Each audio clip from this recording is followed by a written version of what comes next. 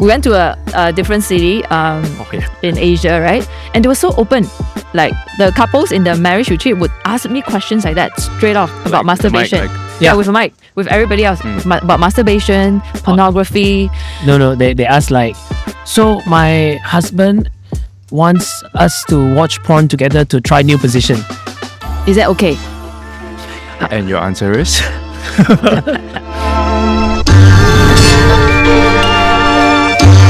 So hello again, welcome to another episode of Hot Topics, and this is another second parter that we are having on the topic of relationships. Probably one of the top episodes and one of the top topics on people's minds. Yep. And I have with me, once again, wonderful couple, lead pastor of Collective, Kevin Lu, and his better half, Esther Koo, who is a relationship coach. Hi. Hello. Hi. So, like I said, this is not exactly a strict continuation, but we've done one episode on the topic of relationships. So, we're going to put the link in the description. You can go watch that first. But if not, it's okay. You can just hop in here, jump in here as well. But before we start the topics today, maybe you can share with us again, Esther, what does a relationship coach do? So what I do is I help individuals or couples with anything to do with relationships. So whether it's dating, marriage, finding love, being single and trying to navigate the dating world. Mm-hmm. But a lot of my clients, or a lot of the work I do is to help people fix their marriages. So that is the main bulk of the work I do, helping with conflict management, communication, identity, and some of the personal development stuff that comes with relationships. Okay. Yeah. Yep. And, well, Pastor Kevin, you're a pastor. I guess we pretty know what that entails. But being a pastor... I'm the case study. You're the case study. So did you... okay, you know what? Since you mentioned this, after being a relationship coach, how much of your personal marriage and relationship that when you reflect back, like, oh my gosh, no wonder we were... I'm not saying that you did, but were they like, oh, no wonder we argued so much over this last time because we never learned this. Do you remember any example of this kind of thoughts that came up? Definitely when I started hearing all these stories, then I finally understood where people are coming from, the different sides of the stories, and I reflected back on our early years, like probably the first 3 years of our marriage, the silliest thing we fought about. Okay. I want to know what. Dinner time. Did you both plan this? You all said it at the same time. It is so rampant. It is the main bulk of our argument the first 3 years. Wow, so it's not like money No, never. Well, didn't have money, nothing to fight about, right? So, yeah, but that's why people fight, no money. yeah. So you fought over a simple thing like dinner time. Dinner Oh, time. it's a big fight, bro. So, okay, before we go into the details, what time was the perfect time for you all individually at the time? For me, it was 6 to 6:30 p.m. And You can see where the fight's coming from now. For me, I think I want to lead cell group first. After finish, it's the ideal dinner time. there's supper. Supper. Yeah, it's midnight. Yeah, that's why we fought. Because we were long distance. So after work, I need the time to rest. So I have to sleep. And then 8 o'clock, I'll lead cell group until 10:30, 11, and then supper. That's when I eat my dinner. I just didn't know how to involve her in my life with dinner. Okay. So, what time do you have dinner now? 6:30. Well, we know who's the powerful one in the relationship. After how many years 20, of marriage? 20 years. You all finally resolve your dinner Yeah. time? Yeah. No more fights around dinner. Wow. You know why? Why? Because my in-laws are next door. So the mother cook for her. So since you got someone to cook for you, can't complain, huh? No complaint. No complaints at all. But I don't know, maybe it's just me, but I don't know. As I got older, I realized I want to have dinner earlier. Do you feel the same? Do you? She got used. All my life. All her really? life. It is Yeah. always fixed timing for meal times. For me, I got used to it. I'm naturally hungry at 6:30 now because it's Okay. dinner time. Yeah. So yeah, a simple thing like this. Yeah. Okay, when you say y'all used to argue over it, I'm not sure how bad was Bad. the argument. Bad. Very bad. Then we won't talk to each other, and I would start thinking all sorts of stuff that he doesn't love me, doesn't care for me over dinner. Okay. Yeah. So okay. So this is one thing that interesting. You know, we never planned this, and I Right. didn't think it would be a thing that we go into in the first place. But dinner time, usually, the thing is not really the thing, right? So No. y'all fought over the timing to have dinner, but what were the underlying thoughts that both of you were having about each other when y'all were fighting over this? Like why was it so difficult just to set a time? I think because we came from a long distance relationship, so we had our way of life. So getting married was the first time we physically lived in the same city, having the same lifestyle, sharing a home. Wow. So we couldn't cope with the daily expectations of just general life. Okay. Yeah, so those were the things that we fought about. Surprisingly, Uh-huh. compared to a lot of the bigger issues that most couples fight about, we got all those things sorted in our LDR, right? So Okay. we didn't have to fight about those things, but it's the smallest thing that Yeah. just get us, and you get so mad that you never know you can have such anger because the daily expectations. Okay. Yeah. I think it's an issue of priority. She thinks that now that we're married, the priority should be me, and I'm not asking a lot. I'm just asking to have dinner before cell group. For me, my priority is have enough rest so that I can lead cell group properly. I think the demand is high, expectation is high on me. So then I think my reason is so valid because I'm putting God first, doing God's work. And she's like, but I'm your wife. Shouldn't I be first? So yeah. But of course, I realized after that I was rude and it wasn't right. I'm not used to actually having someone in my world every day. Yeah. That's when I think we finally resolve. Say, I'm sorry. I think dinner time is important. So, in your experiences so far, not just as a coach, but also being in the church world for so long, where pastoring couples and whether married or dating or just newly married, it's part and parcel of the pastoring game. Yeah. Right. I'm sure you'll have come across many newlyweds.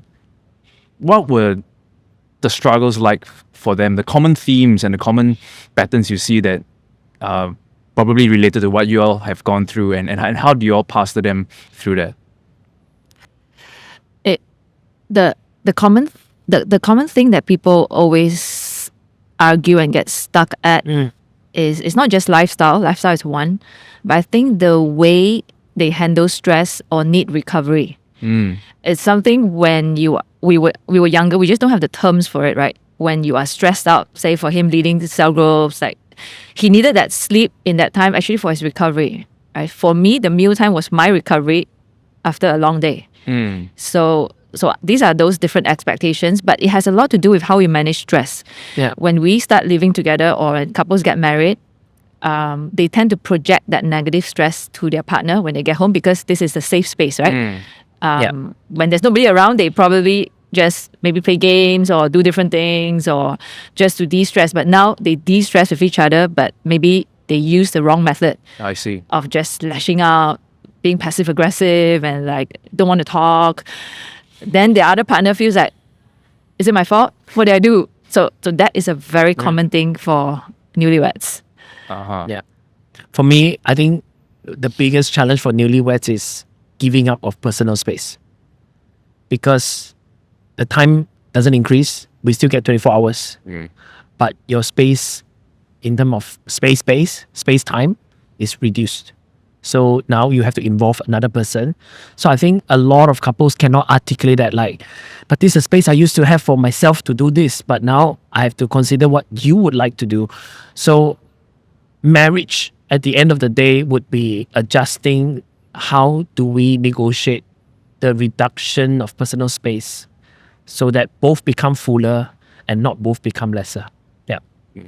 Yeah, so obviously I'm not a relationship coach, but over the pandemic, which Yeah. was seems like a distant memory right now, right?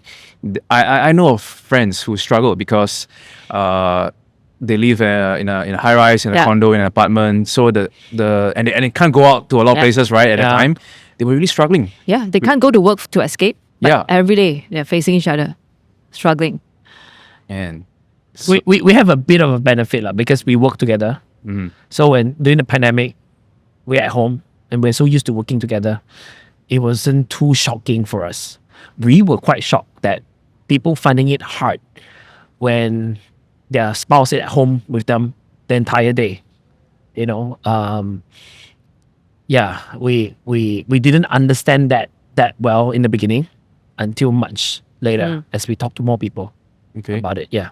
So you were saying one of the things to really learn off and adjust or manage is how each individual manages stress. Yeah. So that's the first thing. What about another tip? It's emotional regulation too. Okay. What does that mean? Okay, so how do we regulate ourselves when we feel off? A lot of women, when they feel off, they expect the partner to regulate them. Right now, you must do something to make me feel better. Like, hey, how come this is not done? Right? I'm all upset and I cannot resolve myself until you do something about it. Then okay. So what does doing something about it look like? For example, maybe I feel like I am doing a lot at home, right? Constantly this, and I feel unfair, and I feel like, hey, you should be doing something. Don't you see I'm overwhelmed? But maybe I fail to communicate it, and I don't say it, and I cannot expect my partner to be a mind reader, right? So my partner do nothing, right? Because he looks around, everything's fine. Because Right, no problem. everything's fine. Yeah, because everything's fine. So then I get more and more upset. But when I'm upset, usually a woman lose the ability to solve it themselves because they feel like you have to now solve this feeling of mine. Then they want to talk it out, right? They want to lash it out, and so emotional regulation feels like you are able to. Okay, I really feel unfair. I could name it. Right? I feel like I'm left alone to do all of this thing, and I'm just overwhelmed. So I need help. So I regulate myself, probably calm myself down, and I go towards my partner and say, hey, I'm just overwhelmed. I need help with this. Can you from now on take on this task?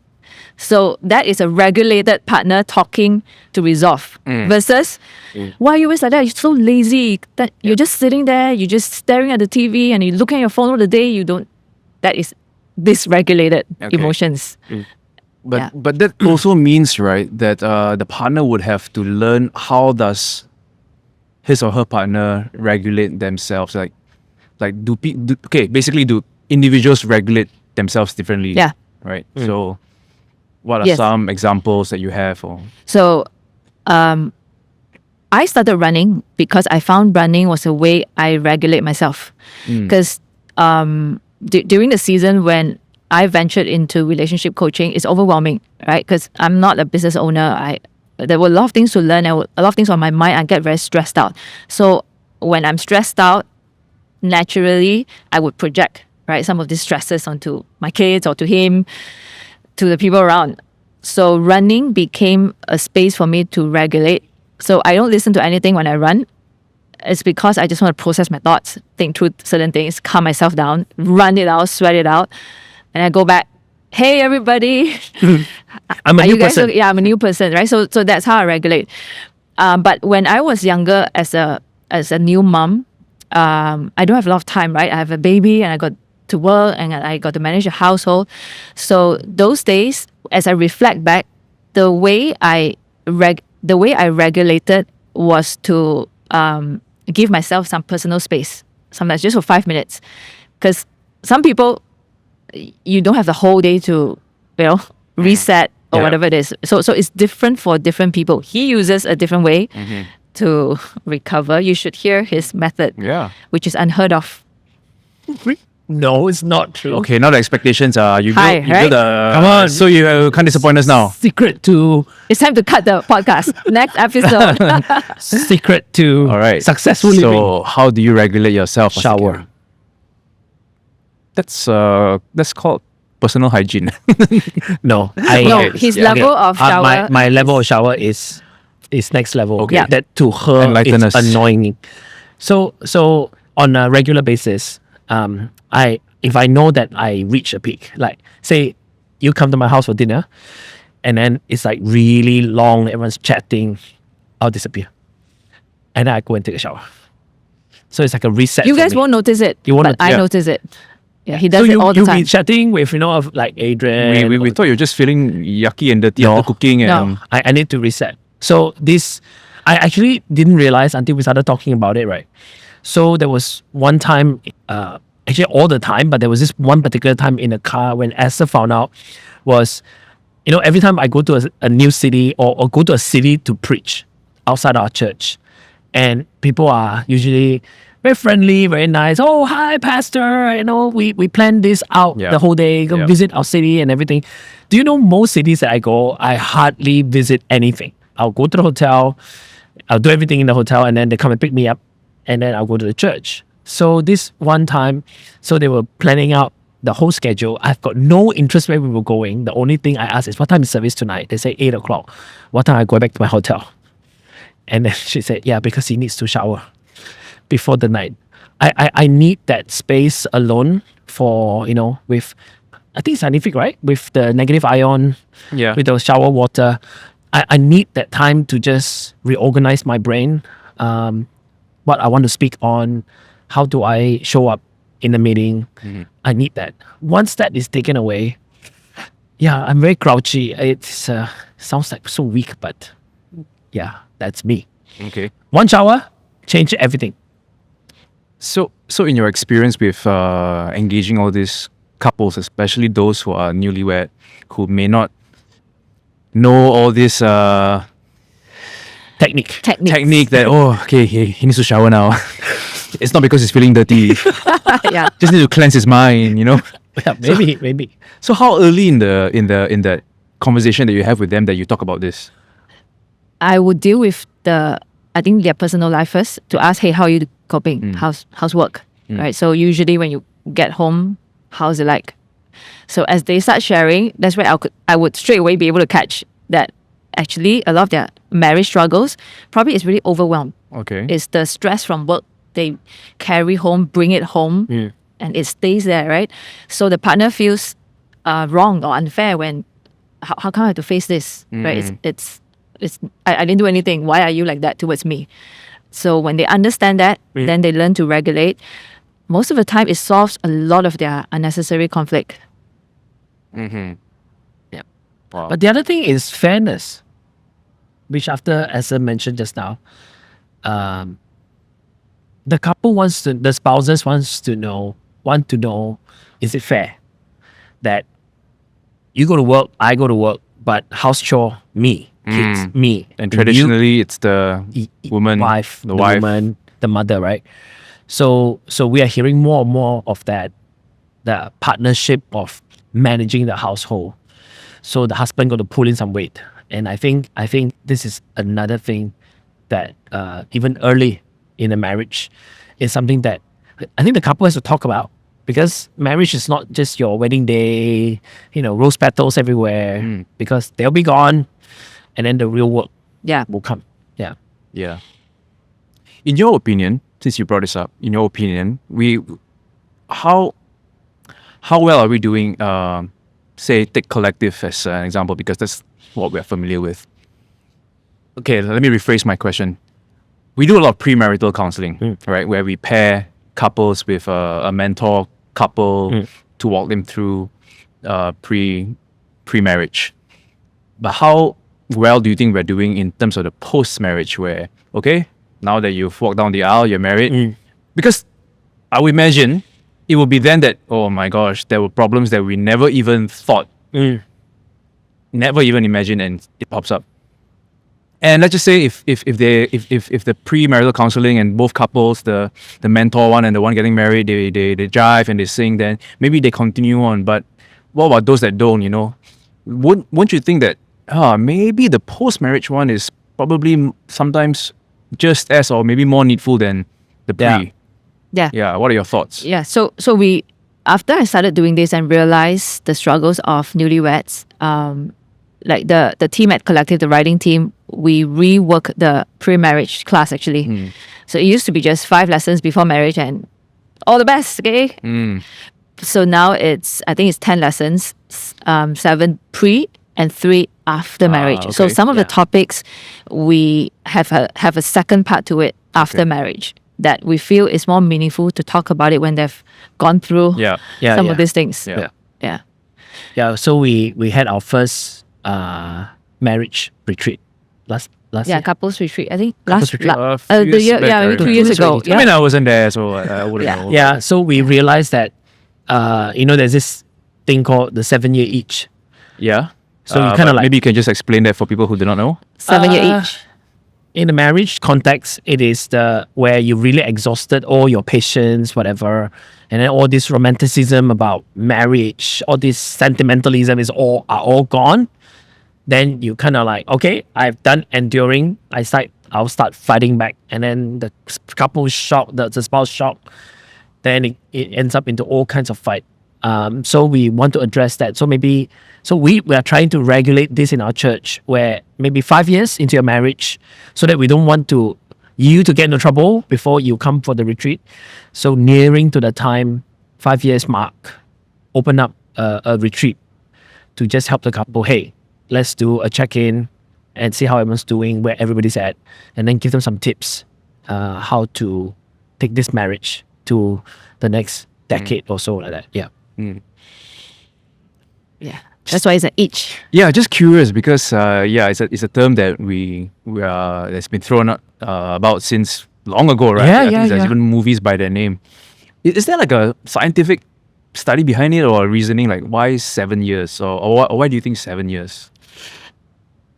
From all the different couples that I've met, what I found was the first 3 years of marriage, usually intimacy is still there, right?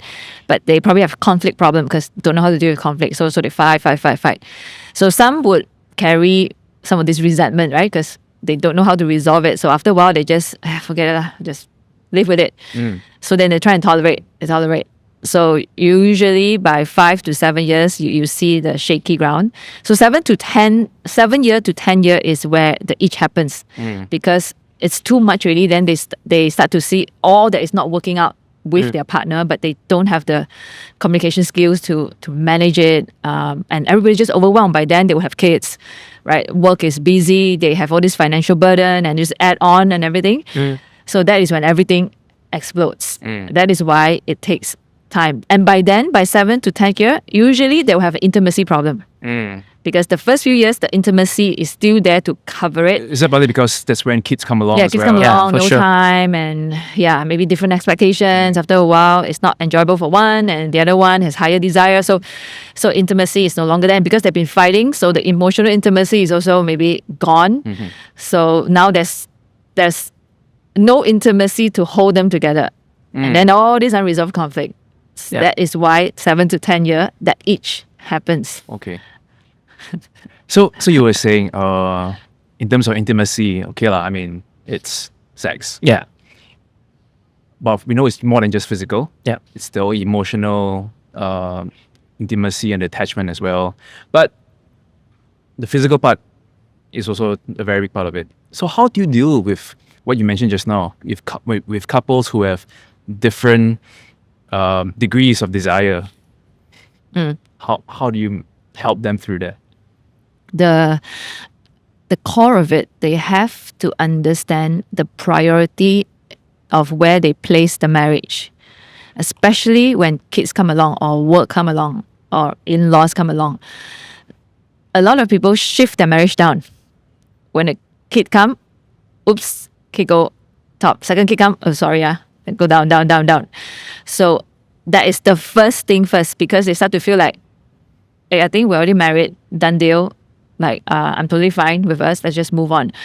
So, usually the partner with the higher desire for sex, it doesn't mean it's usually a husband. It could be a wife, right?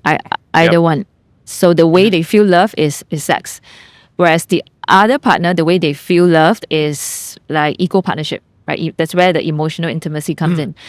So usually what we talked about when we prepare somebody for marriage is to help them understand this first, especially the partner with so these conversations happen at after the marriage when we do the extra 3 lessons with them, right? Yep. Because we realize a lot of couples taboo, cannot talk about sexual thing before marriage.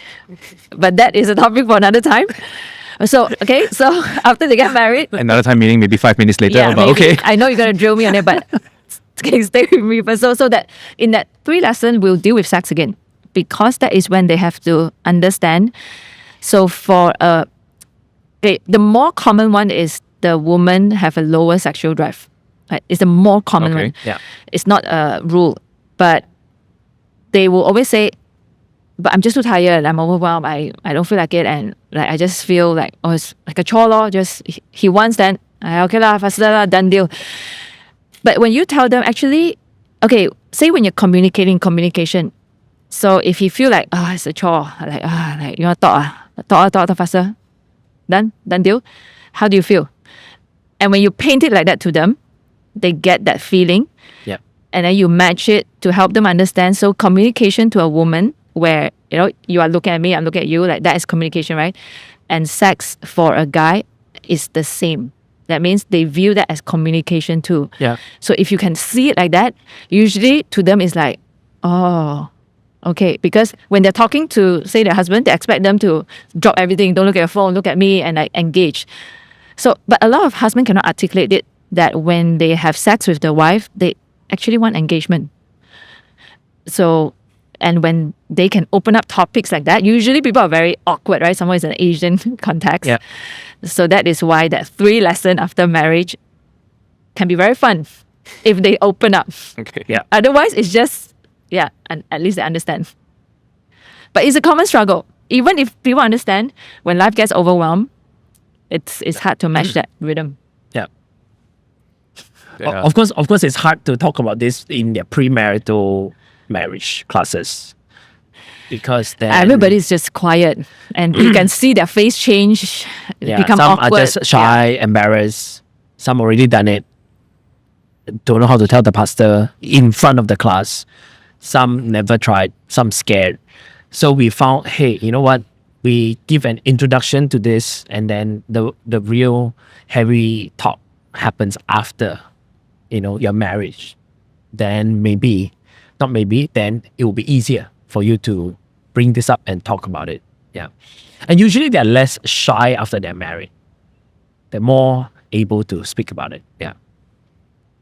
Is there such a thing where someone they just naturally have low sex drive, and it's not an emotional thing, or it's not overwhelmed at work, it's just born this way or wired this way? Is there such a thing? Oh, yes. Yeah, there is.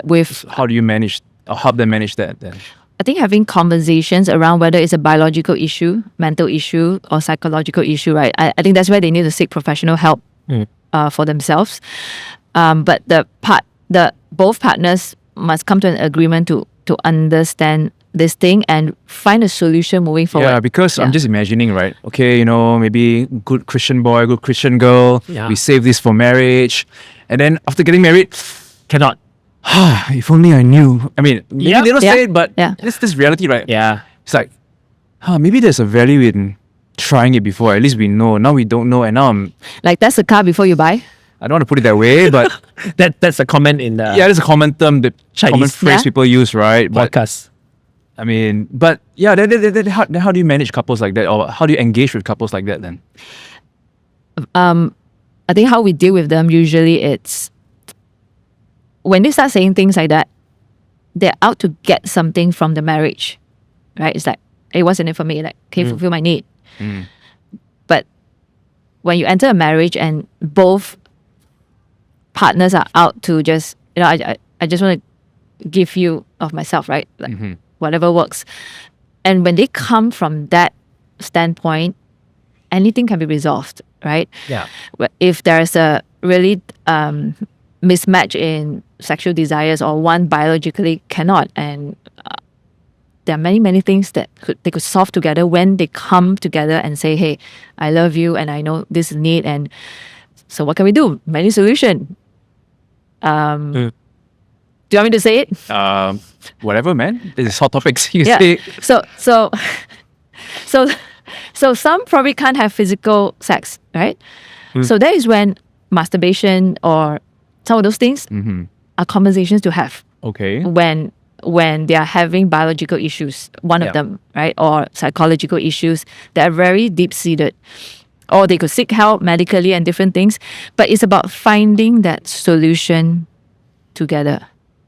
Wow. Okay, you used the M word already. So Yeah, I didn't want to use word, it, but you... Yeah. I mean, I did expect you to say that, but no, then I'm sure someone will be thinking this. Someone who maybe grew up, from youth group and all, where the youth pastor will say you can't do that M word, and so is it? No.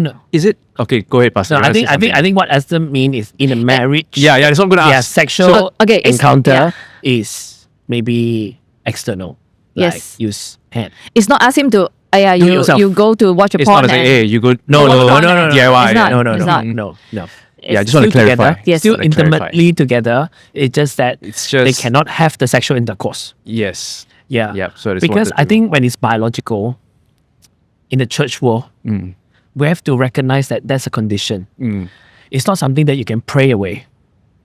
And the desire is definitely not something that you can pray away. Yeah. But if your wife, for example, in this case, have an issue like that, have to seek a doctor's help.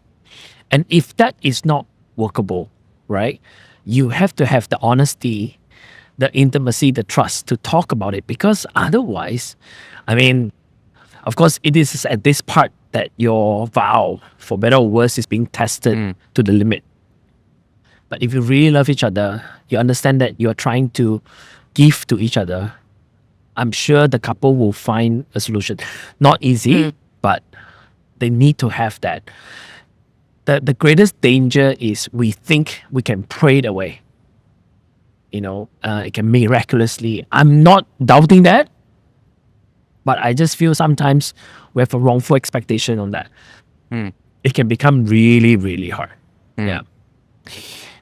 Didn't think we'll be talking about masturbation, but Yeah. but I think in relationship coaching for Esther, the clients are not from church background mainly. They are more open Yeah, and to I address some of appreciate- these issues. Yeah, I really appreciate the openness and some of these private spaces I've been invited to. Right, I feel very privileged when someone trusts me with the most important part of their life, which is their relationship, their marriage, and they invite me into those spaces, and I begin to understand some of the real struggles that people are going through. So I'm just grateful for that journey. That hence it helped me open up my mind towards some of these important conversations to have. That really in certain settings, especially maybe Asian context, even Yeah. it's just don't talk about it. How do you even talk about Yep. it? But to maybe another culture, it's normal. Yep. That's what people talk about.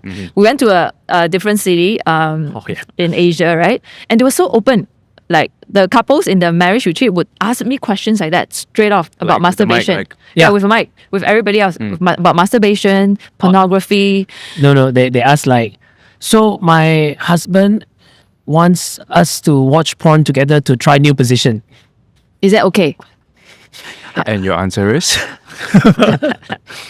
Well, I didn't say no straight away. I said, look, if that becomes your motivation, then you are no longer the person he loves. You are the fantasy that he wants to create. Do you want to be his fantasy or be his wife? Then I left it at there. But yeah, it's interesting. Some different culture. Just I mean, those days we were new in this. We were shocked, man. Like, I'm so grateful I got an answer on the spot. Otherwise, Yeah. I'll be looking so embarrassing. Yeah, wow. yeah. This world is different. Take a deep breath. Yeah. Wow. Where do we go from here? So, okay, dealing with marriage and marriage problems, of course, the physical part is a very big part, and yeah, I'm glad we can talk about all these Yeah. things as well. Going back to our earlier conversation in the previous episode, one thing that really I thought was pretty interesting was this, where you were sharing about when marriages are going through a rough patch, and you always hear this advice from people. Even I have heard it on podcasts and different people saying it. Hey, you know what? You got to carve out time, go for date nights, put the kids with a babysitter, and you all just have your alone time. And you said, no, that's a recipe for disaster. That's a bad idea. Yeah. Maybe we can go a little bit into that and expand that, Yeah. Yeah. Yeah. So when people talk about date night, romantic dinners and everything, they're assuming both partners are healthy, right? A lot to contribute to the conversation, so that night become very engaging over a glass of wine and nice steak. But most of the time, when couples get to that stage and realize we need to rekindle this and they want to force a date night, they go to those date nights stressed out. They really have nothing to talk about. So they end up just maybe looking at their phone or just, oh my gosh. So that is not sustainable. After a while, they feel like, let's just not do it. So what I found that would really help these specific couples when they're going through that staleness and nothing to talk about and maybe not even friends with each other anymore, but they're just roommates, right? Is to actually take risks together. So what do I mean by risk is like embarking on a new experience, something new that they could do together. Like skydiving together. No, surprisingly, you know what? I have, I think by now 3 clients that heard this and went on to do Hyrox. We're not sponsored by Hyrox, but Hyrox saved the marriage. More than talks, okay? Wow. Yeah. Wow. That's a big statement. Yeah. No, okay, it could be anything. So for us, it's tennis.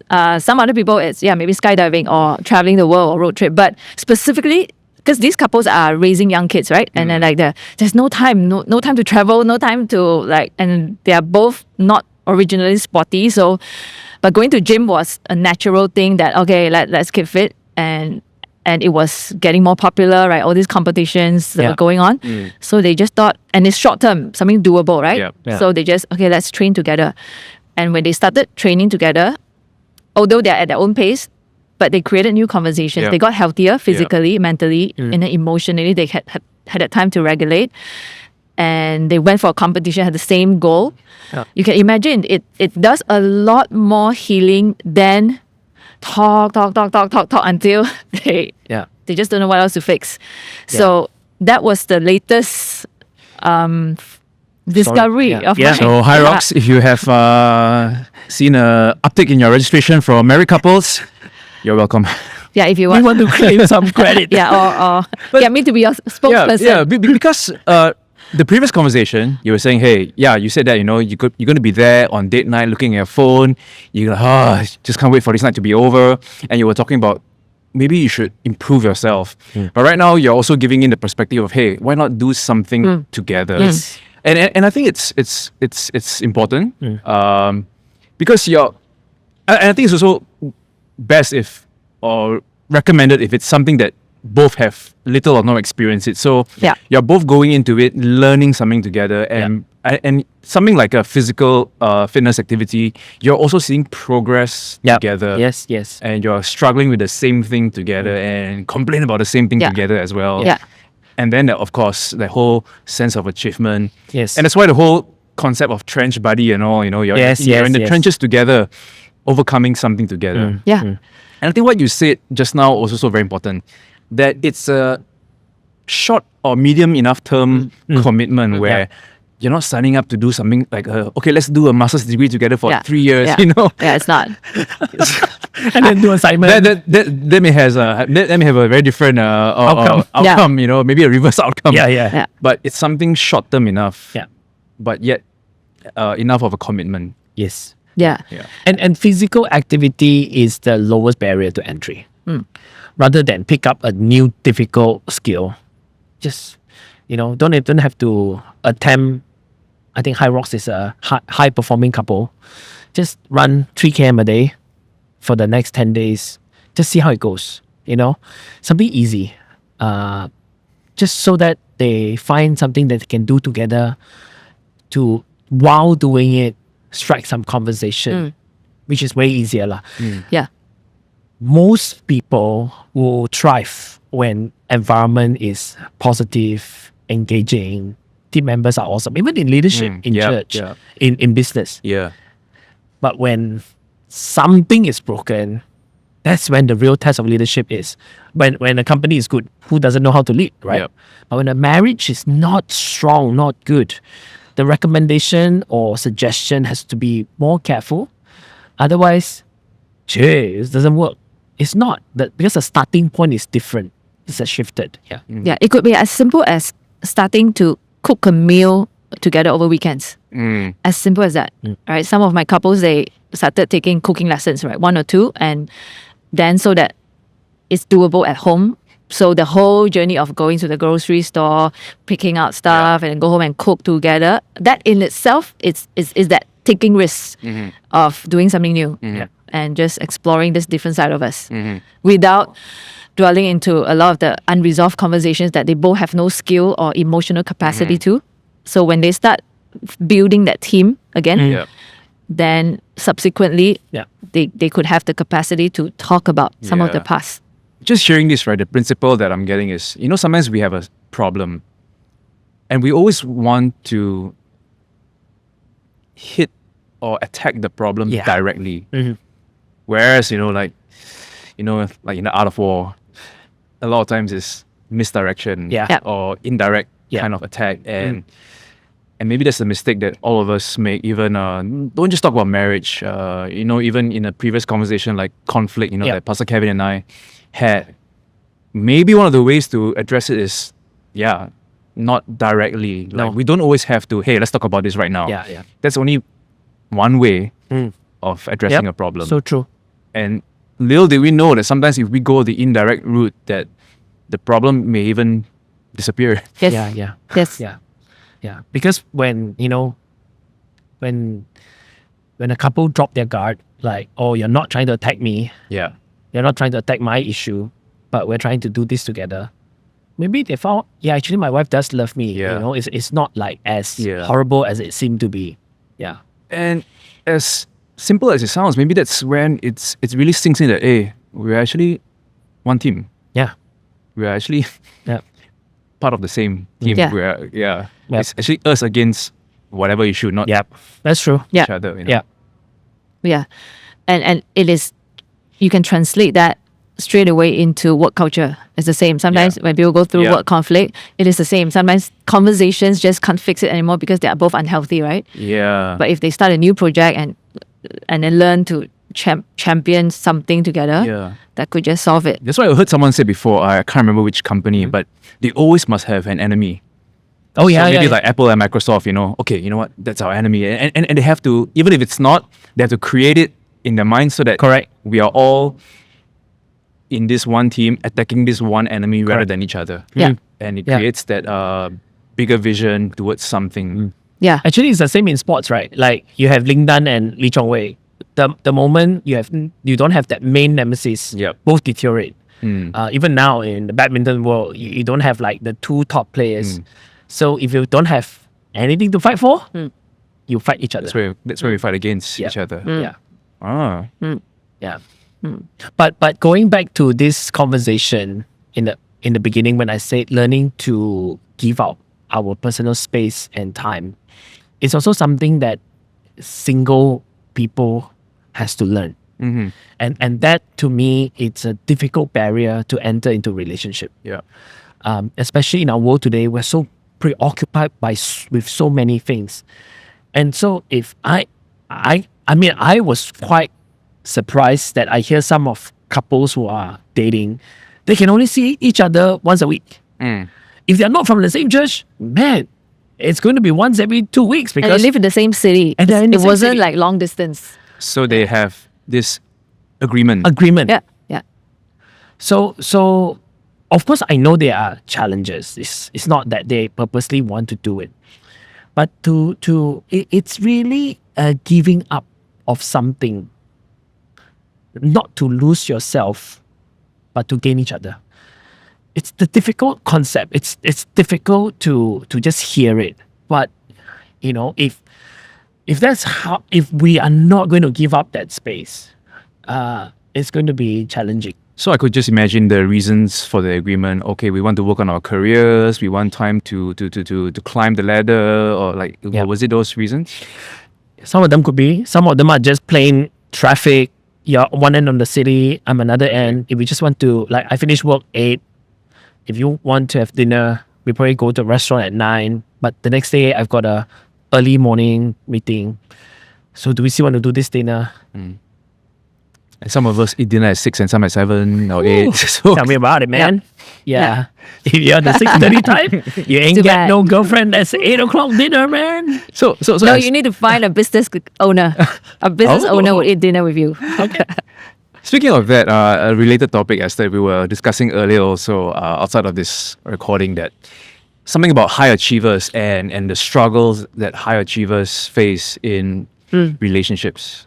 Can you elaborate? So what makes a high achiever a high achiever? What makes them create the success that that they would sacrifice a lot of their time and sometimes themselves, their sanity to build businesses or to climb the corporate ladder is usually the challenger spirit in them that they cannot lose. They are always striving to be the best, right? So certain skills that would have learned to master that is to be able to manage their negative emotions, right? Some people can't get there because they're stuck with their negative self-talk. Oh, I'm lousy, I can't do this, and they never move. But high achievers are different. Even when sometimes they feel like they're imposter, whatever, they will just suck it in and fake it till they make it. And then they get the results they want because they put in the time, right? So they allow themselves to just push and bury those negative emotions. So that makes them a great employee or a boss. But that same skill, when you apply it to a relationship, bearing negative emotions, and just keep going, it's hurting relationships because they wouldn't be able to deal with negative emotions. And when a partner is needing something or emotional, their independence is stopping them from wanting to feel it. They'll feel like, oh, it's just like another stress. It's unnecessary. Why can't you just suck it in and keep going and we can be happy together? So that is why it's a struggle for high achievers. When they get into personal relationships, they feel like, why are you so demanding? Like, but is it really demanding, or is needing them to draw back out some of these emotions and connect and relate and be vulnerable? Because at work, they will never show their vulnerability. Whether they cannot do it, they will suck it in. I will do this. I will learn. Even if I don't know, I'll act as if I know. So vulnerability will be a struggle for a lot of these achievers. And they get into relationships. Usually, they attract the opposite, right? So their independence is charisma. When you look from the outside, oh my gosh, this guy is so charismatic. This guy is so independent. This guy is so successful. This guy is so very attractive. But when they get the relationship, then when emotions are needed and they can't give and they start avoiding, they start shutting down, that is when the partner will get very anxious, because the very thing that made them feel safe was that independence and that security and that strong charisma, right? So generally, they attract anxious partners because the anxious partners were really attracted to their stability and security.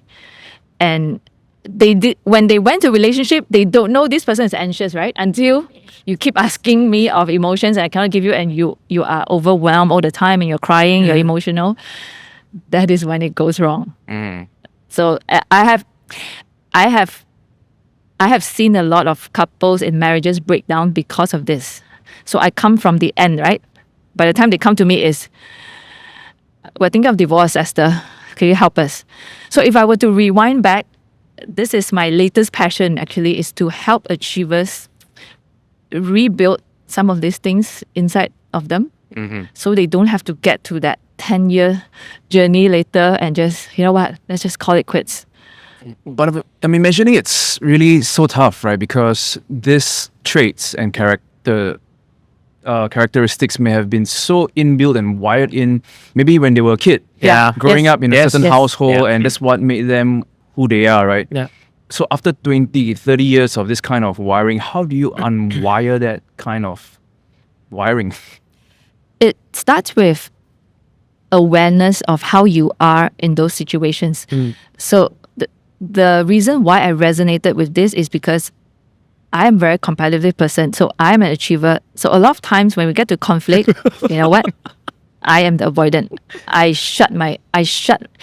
The immediate feeling is shut it off. Right? And I just act as if nothing happened and I'll move on with it. Right? So don't have dinner with me at 6:30 p.m. Shut you off and like I'll just go with it, right? So but it's inbuilt because of this nature of mind, and it's a conscious act to know how I am in those moments and to learn to actually express myself.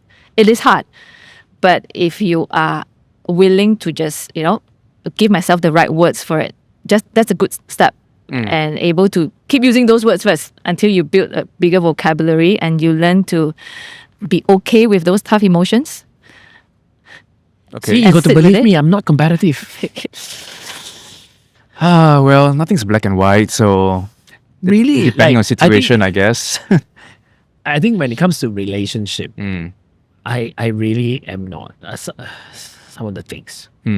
I think I want to carve out a beautiful marriage, beautiful community, friendship, way more than competitiveness. Winning, yeah. So she just blatantly told me, yeah, I must win. I'm like, oh, okay. You underachiever. Oh, by the way, she doesn't like to watch chick flick, whereby the guy's a loser. she will I can't cope. turn it off. Yeah. I don't want to watch this.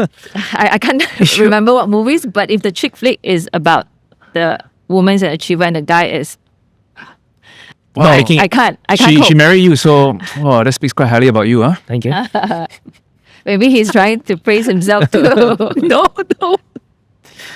But I didn't know. Esther was. I didn't know too. I really didn't. Yeah. Yeah. So I think when Esther first started with relationship coaching, she was so overwhelmed by this world of so many things. I look at her, I'm like, why are you so stressed? Like, but no, she's not giving up. Like, she didn't sleep for. I've not slept for 2 nights. I'm attending a high performance coaching training, 12 a.m. to 6. 12 and a.m. she to still 6 has 3 a.m. more nights. Yeah. Going through the same thing. Yeah. I haven't slept for the past 3 nights or so, but I didn't attend any high performance coaching seminar. Yeah. And yeah, it's Okay. yeah. So this is a context where you are telling the high achiever, the type A personality, so called, to hey, can you tone down, be vulnerable?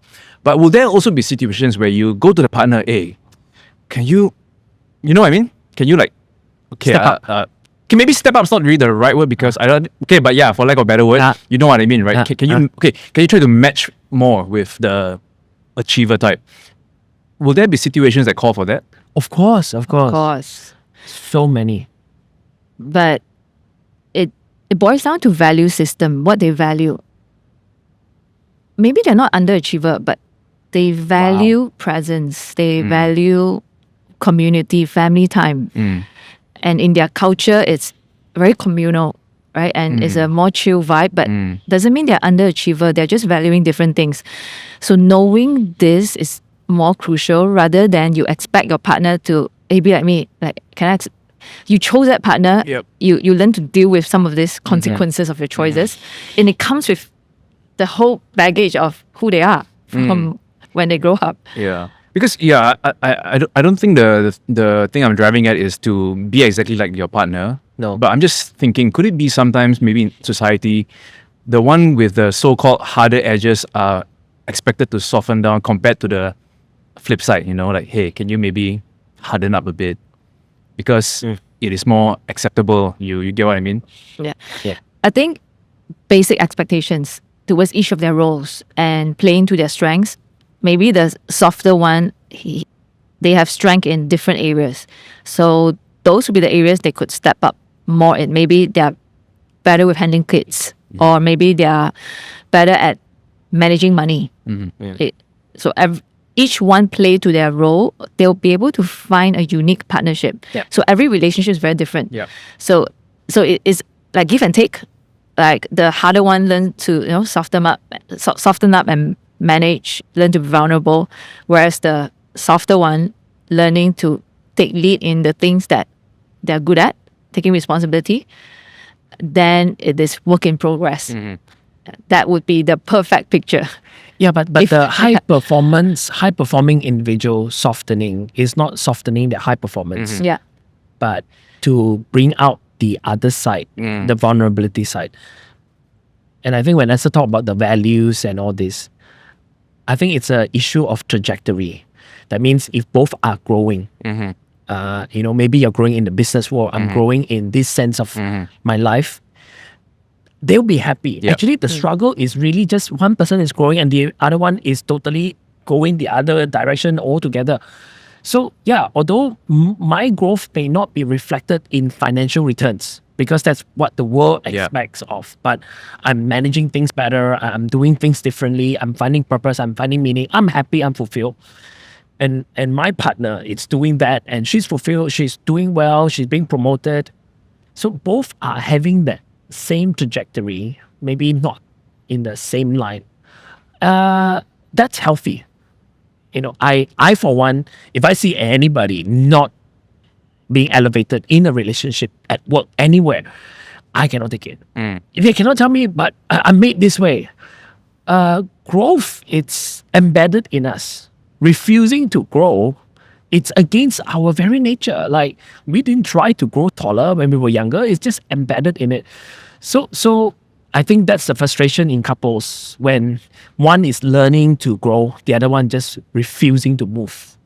I think that's where the challenge is. Yeah. Okay, it's not gender specific. No.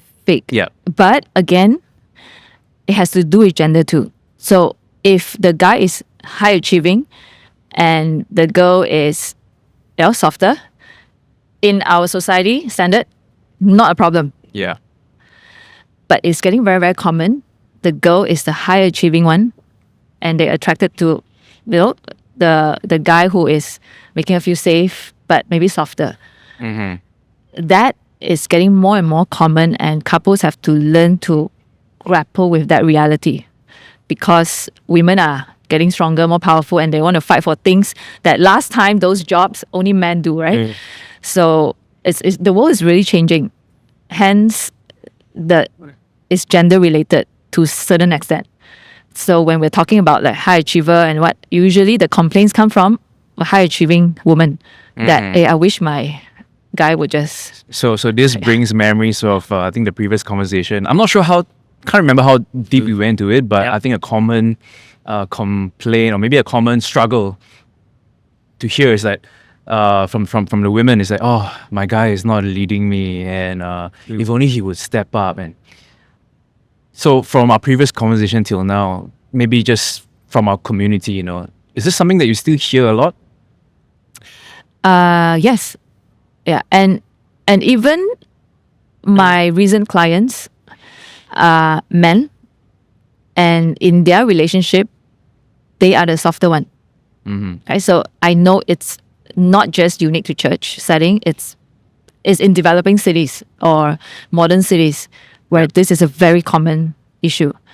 So their struggle is, they start to shut down because they feel like they're not good enough. So in those situations, if you can just generalize it a bit, did they feel that their female partners were demanding of them to step up, or was it just themselves feeling inadequate or not enough? So I always have to listen and ask them the questions because I want to determine, is it a willingness problem or a capacity problem?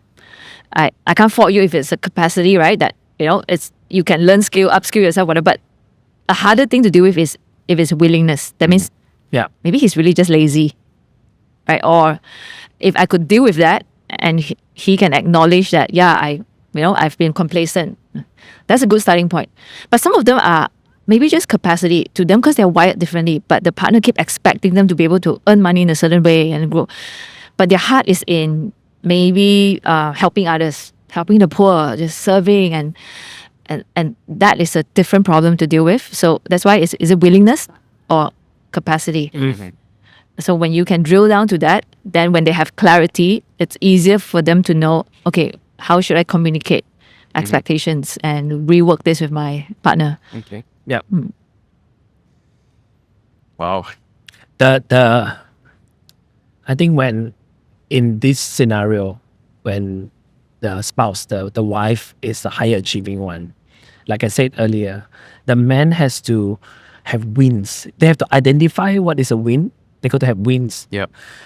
Because otherwise his ego, his self-confidence, everything is going to be, I always, in the past, because ignorance and immature, I would tell certain people, I say, look, when one day Esther doing all this thing and she becomes famous and she writes a book, New York bestseller, I'll be more than happy to be the usher at the door and, hey, welcome to my. So like, you should celebrate that, right? Then some people say, no, we can't. I don't want. Maybe you can. Then we thought about it. Yeah, because I have done something, I have what I can claim that is my own, then I can have the confidence. But if I have not done anything my whole life, I am just at home doing nothing, it's way more difficult. So for the benefit of the person, you got to identify what are the wins, have them, earn them, do them, put in the hard work, grind it out, put in your grit, everything. So that it doesn't feel, it's not measured by financial outcome, but it's also measured by dedication and commitment. So unfortunately, sometimes just But these people are are lazy. Yeah, these are unspoken expectations that when a person is not aware that they have it, it might look like a problem, but these are just unspoken, right? Yeah. So when a couple learn to speak, like we never had this, right? Now this 20 years we can talk like that because we have gone through a lot of personal development. We know ourselves better, and we're more exposed. And different people talk about different things. We are able to build that intellectual intimacy in talking about some of these things. But a lot of people are starting from ground zero, right? They don't even know or aware that this is who I am, this is how I am. Like, so it just starts from your first trigger or your first conflict, what you notice about yourself, how are you, and just grow from there. Yeah. Because it's nice to just hear the stories that, oh wow, there's so many things that you guys know. But when we were younger, we just didn't know what all these things were. So that's why we end up getting very resentful and angry because we cannot articulate some of these expectations. So unspoken expectation is a real thing that people face, that they expect of the other person, but just don't know how to say it. I'm not sure whether I mentioned this in our last episode, but Now everybody has to go listen to the last episode. Which I recommend you all do. Yes. Which I don't know whether I remember the first time there was a marriage retreat, right? That we were supposed to go. I was so reluctant because men just normal. Like, I don't want any dirty laundry to be exposed in a public, right? Then she told me, you don't go, you're the speaker. I'm like, I know. Like, I was so dreading the sessions. What if really, like, halfway through, my wife just got really upset with me? But strangely, it was in that, because I didn't speak in all session, I discovered a lot of skill set. It's not character flaw. It's not like you have some inherent sin on the inside of you. It's just skill set, like how to open up a conversation with your wife about something that you never talk about. And it's not always going to end up ugly.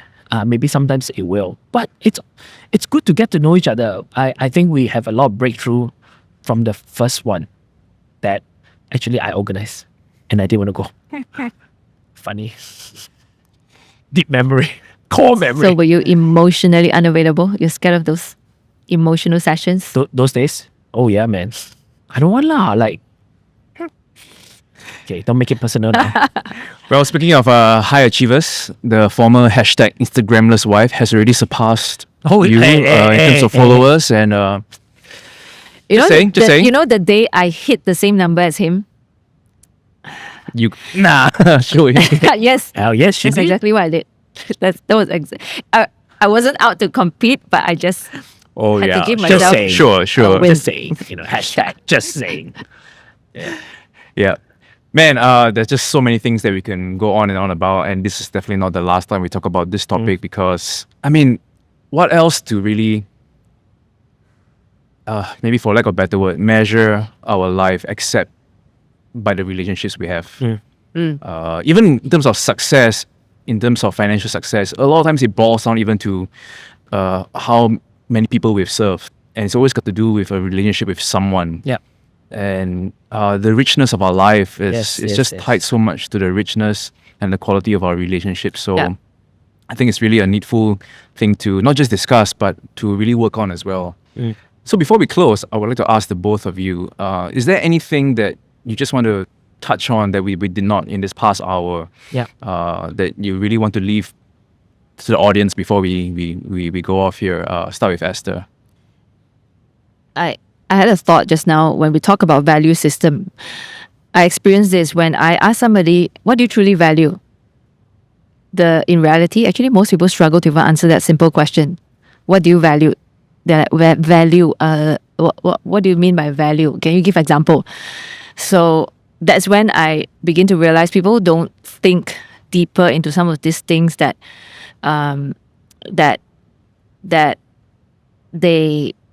means value is like your belief system, right? Whether it's self-limiting or whatever it is, it comes from these values. So a good starting point, if you're listening to this and you share the same sentiment too, you're thinking, what value? Go into Google. There are many people who have created values lists. Just start from those words and see what resonate with you and decide, how are you in life and what matters to you? How do you want to live out your life based on maybe one or two values, and adopt that, because it's going to be very important in the way you live your life. How you deal with conflict, how you manage people, how you deal with relationships. Every time you get stuck, it goes back to your value. If you say, I'm an honest person, honesty is my value, then you hold yourself accountable, right? That was I honest in this place? Was I honest with myself?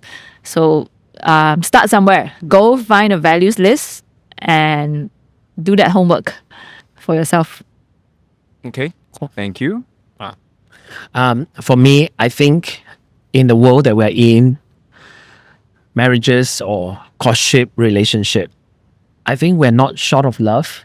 People can love, can show love, can express love. But one thing I find very lacking is I don't actually have the perfect English word for it. Is doting, D-O-T. What is that? Doting. Yeah. Like doting on someone. Yeah, doting Like on someone. doting. Being kind, being generous to the person you love. In Chinese is ai and teng. Cantonese is sek lah. For me, I love my wife a lot. But I also dote on her. Like a bit like pampering her. Because like, for example, right, adoring her. She's so busy this season. I cannot have her do everything. Even though in a way, she normally does those. She asked me, can you take care of Zen? Can you make sure he goes to bed? He wakes up early, make breakfast for him and all that. Or even before we have kids, when she's tired, I cannot see her mopping the floor, sweeping the floor. I do it. I'm tired too. But because I don't just love her, I want to be kind to her. And I think that's very missing in a lot of relationship. Yeah. Even though when we talk about fairness, this is your part, this is my part. But if you love your wife and you don't want her to be seen like carrying chairs and moving the sofa and everything, we have to really like step in to do that. I think once we discover the difference, I truly believe the relationship will really become healthier. Because it's not just for me, it's also for the person I love. Wow. Thank you. Pleasure. Both of you. This has been a rich conversation. Talked about everything from over and underachieving to Hyrox to values to masturbation. So, thank you once again for doing this together. I always enjoy these conversations. Thank you for having us. I even learn a thing or two from the recording itself. To all of you out there who are listening or watching, do subscribe to our channel here. Leave some comments. Follow us on our socials. It'll be on the screen. And I want to just shout out Esther is certified relationship coach. And if you feel that you need professional help in this area, she is the professional in this area. You can just drop her a DM on her Instagram account, and she will be able to get back to you. So thank you once again, and we'll see you on the next episode of Hot Topics.